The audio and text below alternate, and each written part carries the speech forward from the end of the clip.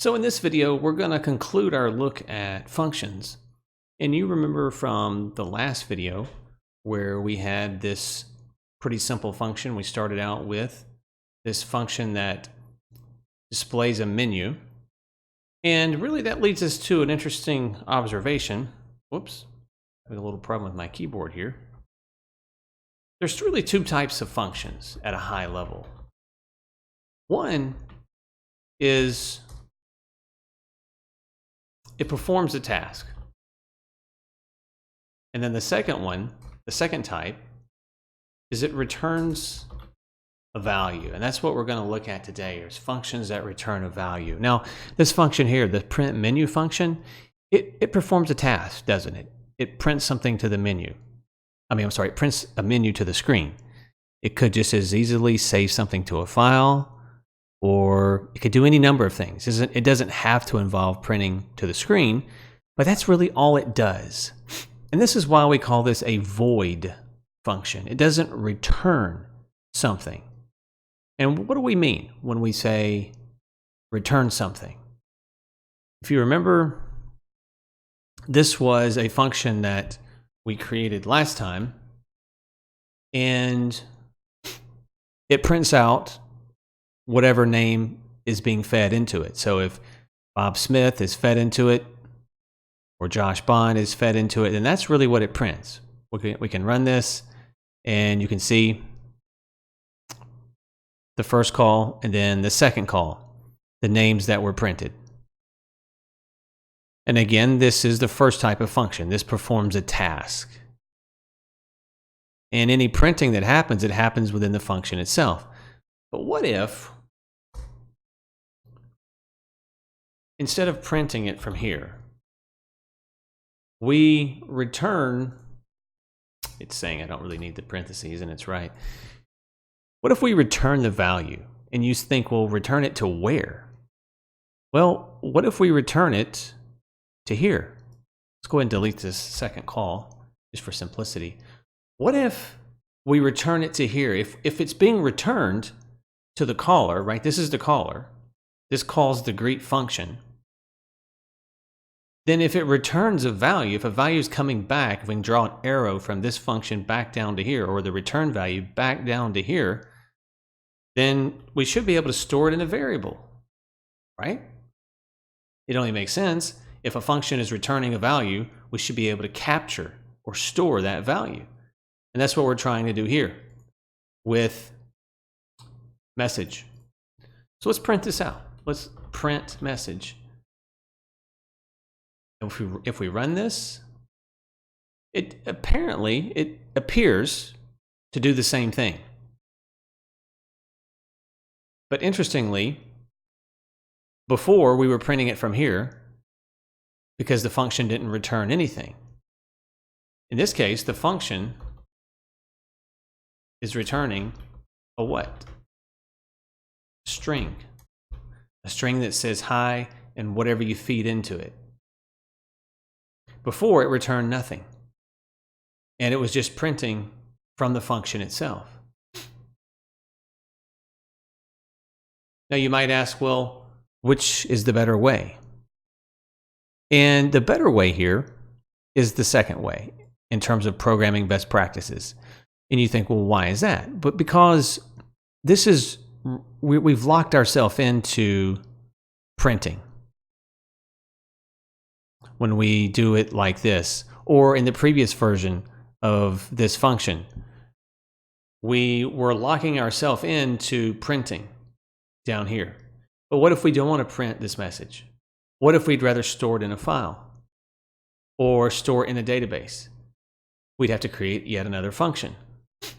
This gives us more flexibility. It just returns the value, the string, and the understanding is you can do whatever you want to with it. If you want to print it, print it. If you want to store it in a file, then do that.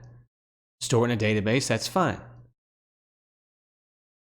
This is a way to make code more modular, to make it more flexible. Now, if we comment this out,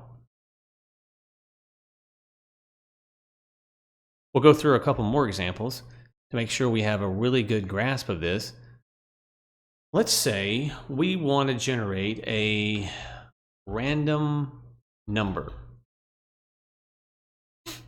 That can be handy for a lot of things, like making a game. Most games must use a random number generator in some way.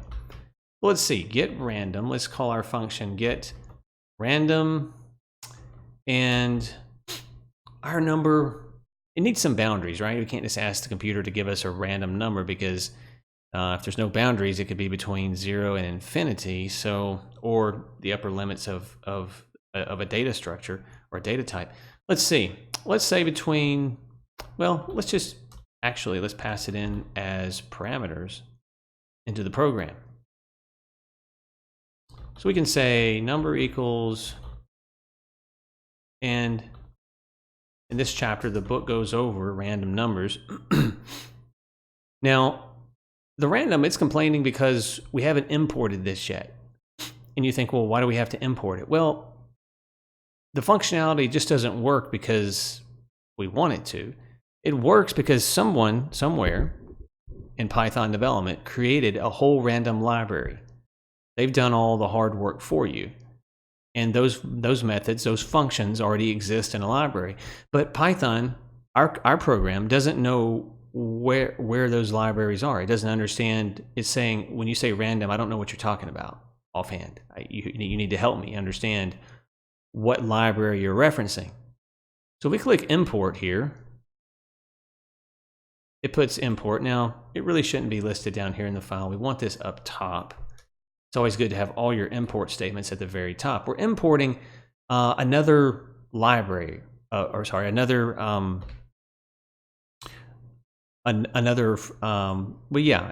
library of code.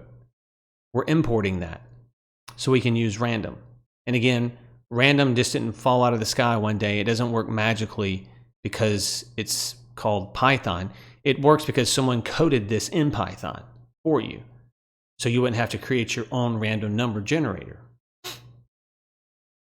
And so if we, let's see here. Let me click enter.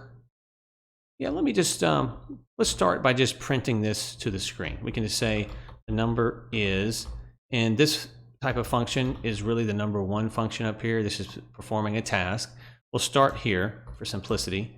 We'll say get random, and we're going to enter the starting number, and these are the parameters, right? We don't want a number lower than 1, and we don't want a number higher than 10. So this is saying give me a number between 1 and 10. That's what this code is saying. And we're not returning anything, just for the sake of simplicity, because I know it's the first time that you've seen a random number in Python. I want to run this a few times to show you that the numbers are kind of all over the place. Now again, perhaps we can just say, we can delete this or just comment this out for a moment. And we can say return number. Now this function is number 2. It's returning a value. So down here, let's trap that value. Let's capture the value that it's returning.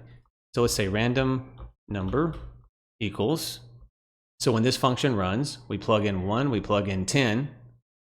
It returns a random number, and we store that in random number, a variable called random number. We could call this anything. We could call this XYZ. It's not a meaningful name, so random number is preferred, some sort of descriptive name that makes sense, that reads well in the code. And now if we print this out, we'll see that we have turned this into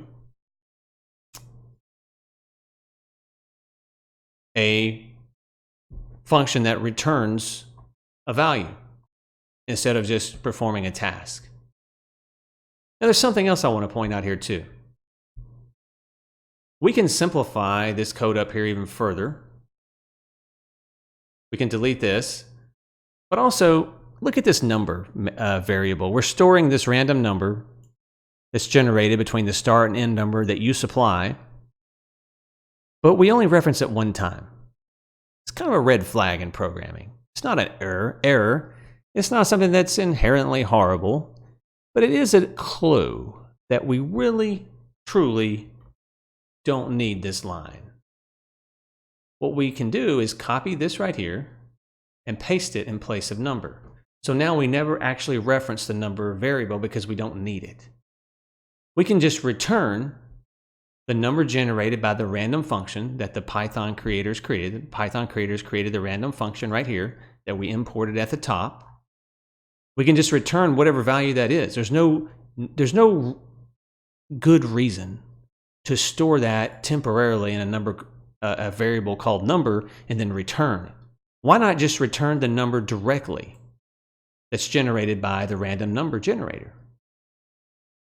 I hope that makes sense, and we're going to take a couple of other examples of that as well, of sort of just using this directly in a function, returning directly the number instead of returning a variable that contains the number. Now, sometimes if we were doing various other calculations on this number after we got the random number, then we could avoid this. It doesn't always make sense. You have to think about it. Programming is about thinking, not about memorizing just a set of rules and trying to, good code doesn't happen that way. But we can go ahead and delete this. And now the function just takes up one line. And we can put it back like that. And again, if you prefer this other way for simplicity for now, that's fine. Some newer programmers have issues this other way, but I'll change it back just like this. I'll leave it like that. So you can see both ways of doing it. Now let's comment out this, and let's take another example. I'm sure you know, maybe you haven't thought about it, but yes, you can return a Boolean value. We've returned strings. We've returned, see up here, we returned a string, right? This is a string. And we returned a random number, an integer. You can return floats. And you can return Boolean values. Let's take an example. Let's say we want a function that figures out if a number is even or odd. You remember from grade school that 1, 3, 5, 7, 9, and so forth are odd. 2, 4, 6, 8, and 10, those are even, right? So if this is our function name is even, we're going to take as a parameter a number called number. How is, not very original there, but we can say if number %2, that's modulus 2, equals 0. And we're going to come back and talk about this. This is something that the book talked about in chapter 2, maybe 3, somewhere in there. And I didn't talk about it because I don't talk about everything in the book. Otherwise, these videos would last a lot longer than 10, 15, or 20 minutes. So what we're doing here is the modulus, just to refresh your memory, is the modulus takes the remainder of division. So if we divide whatever number this is, let's say it's 10, divided by 2, what is the remainder of that? Well, 5 goes into 2 10 times. 5 goes into 10. 5 goes into 10 twice, and there's no remainder. That's what modulus does. It tests for a remainder. It doesn't care how many times one number goes into another as far as division goes. It only cares what is left over from that division. If this doesn't make sense, think about it a while. It'll click. It clicks for most students after they think about it a little bit, with modulus. And so the key in any sort of, and you see this a lot in computer science, and some function that checks for is even or is odd. The key here is understanding that any even number, you may not remember this rule from grade school, that's why I'm telling it here. Any even number divides evenly by 2. You can test that. If you don't believe me, write down some numbers and play with it. Odd numbers never divide evenly by 2. That's how we can tell programmatically whether a number is even or odd. If a number is even, then it will have 0 for the remainder. If it has 0 for the remainder, logically speaking, it must have divided evenly. If there is a remainder left over, we know that it's odd, because only odd numbers are indivisible evenly by 2. So that's what this function is doing. If you don't understand the math behind this, don't worry. This is not a math class. You don't have to know this for a test. Just understand that it's returning, at least understand this, if nothing else. It's returning true or false. So down here, if we call this function and we plug in the number 10, And we put this in answer equals the number 10. And then we print our answer. What you'll see is true. Well, let's change this to 11. Put a space in here too, make it easier to read. Now it's going to say false. What about 15? It's false because it's not even. 16 is even. And it will return true. Now again, we don't need this variable called answer, do we? Not really. We can put it here. I'm going to put it back here and just comment out the line. We can print this directly and bypass the middleman. We don't need that middleman variable called answer. And we could have done the same thing up here, by the way. We could have, I guess I did. I forgot their random number, yeah. We're doing the same thing here. We're just printing the number directly returned by the function. But when you're first learning to think about a value returning function, I will admit it is easier to store it like this. Store it here so you can sort of better see. You can visually see the number being stored here that's returned from this function, as opposed to doing it all in one step. Nothing wrong with creating extra lines of code to help you comprehend what the code's doing. I'd rather you write more lines of code and really understand what your code's doing than write fewer lines of code, but you're skipping steps and you're getting yourself lost. You're just kind of, you know it works because the compiler says it works, but you really don't understand it. It's very, very dangerous. So I'd rather you write more lines of code than fewer lines of code, if that's what it takes to help you understand what's going on with your code. Now I want to talk about one other thing that the book talks about in the function chapter. And that is, it starts talking about a function called main. And in the programming world, this really does mean something. So let's take a look at this really quick. We'll modify what we've got going on here. And we'll call this function main right here.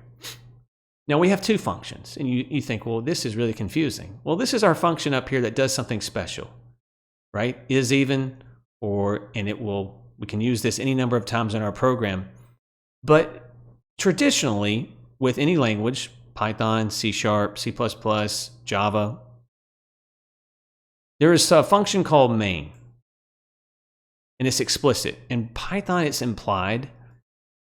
But we can go ahead and explicitly call a main function. This was what we might drive our whole program with. We might have a lot of other functions. Let's pretend we have many other functions up here. Okay? Many other functions. Each one of these pretend is a separate function block. And we could call all of these down here. Like this. See? We could call these other functions. And this is called main. And outside of main, we're going to have to call main. Like this. The book talks about this. You can read through this on your own.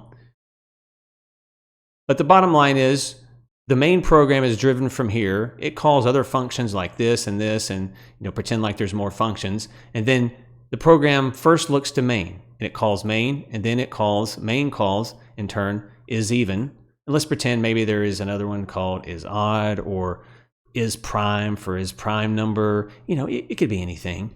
And so main is our main entry point into the program.